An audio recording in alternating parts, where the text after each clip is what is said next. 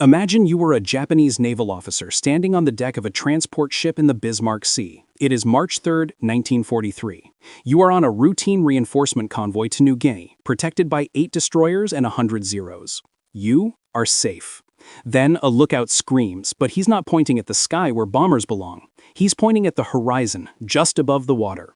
Shadows are thundering toward you, moving at 275 miles per hour, just 50 feet above the waves.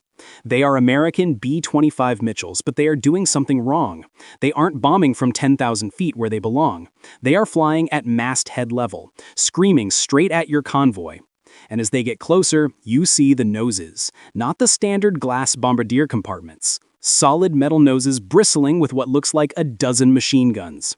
This isn't a bombing run. It's an execution.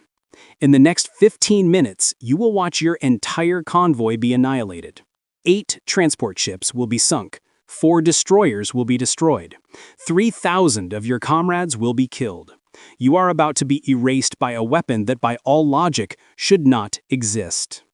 Subscribe for more untold World War II stories. This is the story of that weapon, and the one grief-stricken civilian engineer who, in a desperate quest to save his captive family, broke every rule in the book to invent it. In 1942, the war in the Southwest Pacific was being lost. The Japanese Empire was a fortress, its island garrison fed by an unstoppable convoy system that operated with near impunity. From 10,000 feet, American B-17 flying fortresses lumbered over the Japanese transports, dropped their bombs, and they were missing. At that altitude, hitting a moving ship was nearly impossible. The 500-pound bombs splashed harmlessly into the ocean hundreds of yards from their targets. The Japanese captains, watching the bombers for 3 miles of approach, would simply turn their ships. The bombs would fall through empty water. It was a joke. For General George Kenney, commander of the 5th Air Force, it was a nightmare. He was losing the war because his bombers couldn't sink ships. The doctrine was failing. The technology was useless. The Allies needed a new idea, and they needed it yesterday. The answer wouldn't come from a Pentagon strategist in Washington. It came from a high school graduate from Quitman, Arkansas, working in a maintenance hangar in Brisbane, Australia. His name was Paul Irvin Pappy Gunn, and he was a man with nothing left to lose. Pappy wasn't a military officer. He was a civilian bush pilot, a hard-drinking adventurer who had spent 15 years flying cargo across the Philippines. Before the war, he had run his own air transport business, built his own life, and was raising his wife and 4 children in Manila. When Japan invaded, Gunn's world was shattered. He was evacuated to Australia in February 1942, but his family was captured. His wife, Polly, and his 4 children were thrown into the Santo Tomas internment camp in Manila, a hellhole where prisoners starved on 700 calories a day while waiting for liberation that might never come. While the generals in Washington were looking at maps, Pappy was staring at a photograph of his captive family. This wasn't a war for him, it was a rescue mission, and it had become a vendetta. The Army Air Forces put him in charge of aircraft maintenance and modifications for the 5th Air Force. What they got was a mad scientist. Pappy looked at the B-25 Mitchell, a twin-engine medium bomber designed for level bombing runs, and he saw a canvas for his rage. He became obsessed with one idea: turn bombers into ship-killing gunships that could attack at wave-top level. So, in an off-the-books illegal operation, he and his crew of mechanics began to modify the B-25. They ripped the glass bombardier nose and the associated bomb sight out of the aircraft. In its place, they bolted a solid metal nose made from sheet aluminum. Then they began scavenging. They took 50 caliber machine guns from wrecked P-39 era Cobras, from damaged B-17s, from anywhere they could find them, and they started bolting them into that new nose. First there were 4 guns, then 6, then 8. They had created a monster, a medium bomber with the forward firepower of 8 fighter aircraft combined. When a pilot hit the trigger, all 8 50 caliber machine guns fired at once, sending a 3-second burst of 30 pounds of lead into a target. It didn't just fire bullets, it fired a wall of steel that could saw a ship in half. But Pappy's invention was only half of the solution. The other half was a tactic so heretical, it defied every rule of aerial warfare. It was called skip bombing. The problem with high-altitude bombing was that ships could see you coming from miles away and maneuver. The problem with dive bombing was that you couldn't carry enough bombs to sink a large transport. Pappy's solution was to fly a bomber like a torpedo boat skimming the ocean. The modified B-25 would approach at 50 feet above the water, its 8 forward guns blazing. The suppressing fire would shred anti-aircraft crews before they could aim. Then, just 300 yards from the target, the pilot would release a 500-pound bomb with a delayed fuse. The bomb would hit the water, skip like a stone across a pond, slam into the ship's hull at the waterline, and then detonate inside the vessel 5 seconds later. It was the most lethal anti-shipping tactic ever devised, and the Japanese had no idea it was coming. March 3, 1943, the Bismarck Sea, north of New Guinea. The Japanese convoy is arrogant.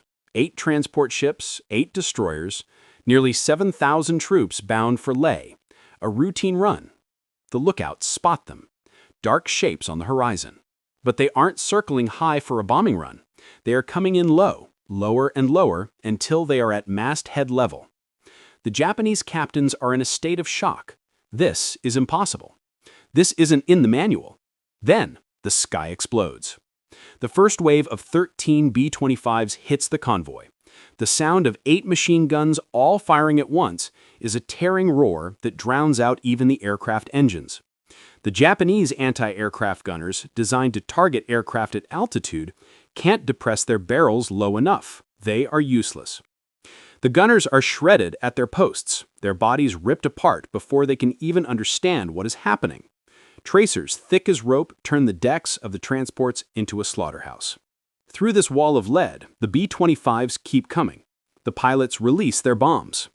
A Japanese captain on the transport Kyokusei Maru watches in frozen horror as a 500-pound bomb skips across the water, hits his hull, and disappears below the waterline. 5 seconds later, the entire ship erupts from the inside out. It's not a battle. It's a massacre.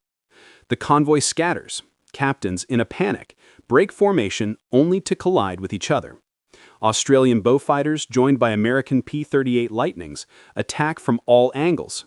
They are like a pack of wolves tearing a herd to pieces. The transport Teiyo Maru, loaded with ammunition, is hit by 3 skip bombs. The ship vaporizes in a fireball visible for 30 miles. The destroyer Shirayuki takes a bomb through her forward magazine and breaks in half, both sections sinking in under 3 minutes. The transport Ieo Maru burns for 6 hours, screaming men jumping into oil-slicked water where they drown or burn. In 15 minutes, it is over. 8 transports sunk, 4 destroyers destroyed, 3,000 Japanese soldiers and sailors killed. Only 800 survivors pulled from the water, and most of them wounded. The sea is black with smoke and red with blood. 3,000 men dead. When the news hit Tokyo, the high command was stunned into silence. It wasn't just the loss of the ships and men. It was the way they were lost. It was the speed. They had been defeated by a weapon they couldn't counter, a weapon that shouldn't exist. The Battle of the Bismarck Sea was a turning point. The Japanese never again attempted to reinforce New Guinea by convoy. The supply line was permanently severed. The back of their Southwest Pacific fortress was broken.